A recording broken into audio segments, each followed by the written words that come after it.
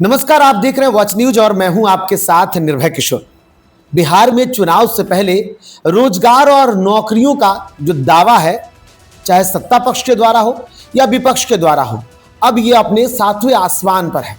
यानी यूं कि इस बार के चुनाव में बिहार में रोजगार का मुद्दा बड़ा होने वाला है, ये लगभग तय है।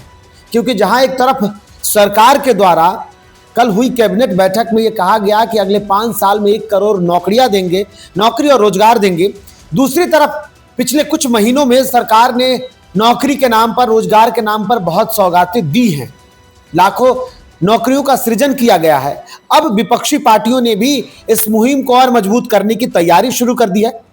खबर है कि कांग्रेस अब बिहार में लाखों नौकरियों के सृजन करने के लिए लगभग 120 कंपनियों को बिहार में बुला रही है। 19 तारीख को पटना के ज्ञान भवन में एक रोजगार मेला का आयोजन कांग्रेस के युवा प्रकोष्ठ के द्वारा लगाया जा रहा है और इसमें नौकरियों का सृजन होगा। यानी कि कंपनियां आएंगी और वो बिहार में हायरिंग करेंगी।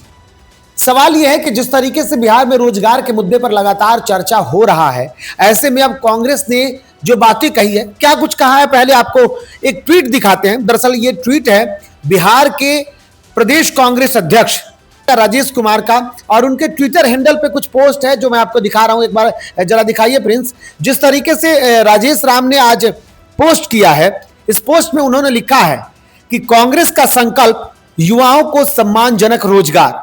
युवा कांग्रेस के तत्वाधान में आयोजित महारोजगार मेला में आ रही है 120 कंपनियां, हजारों अवसर होंगे। इस अवसर पर लाभ उठाने वाले इच्छुक युवा आगामी यानी कि आगे आने वाले दिनों में 19 जुलाई को पटना के ज्ञान भवन में आए और अपने हुनर को नई ऊंचाई दे। इसके साथ साथ एक पोस्टर भी साझा किया गया है।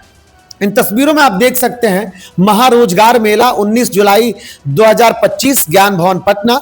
युवा कांग्रेस की बिहार के युवाओं को, युवा कांग्रेस की पहल बिहार के युवाओं को बल, 120 कंपनियां, हजारों नौकरियां और उसके साथ साथ रजिस्ट्रेशन के लिए टोल फ्री नंबर भी दिया गया है।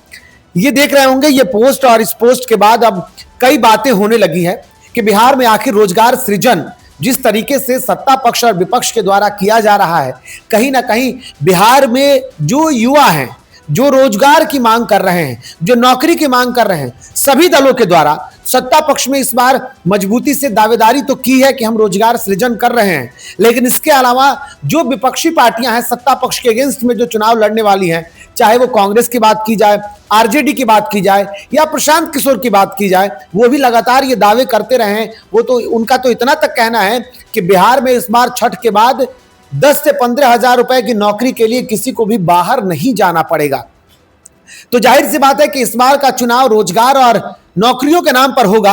तस्वीरें बताएंगी, वक्त बताएगा कि क्या कुछ होगा, लेकिन यह तय है कि बिहार में इस बार रोजगार का मुद्दा बड़ा मुद्दा है और इस मुद्दे को भुनाने के लिए सभी पार्टियां एकजुटता के साथ काम कर रही हैं।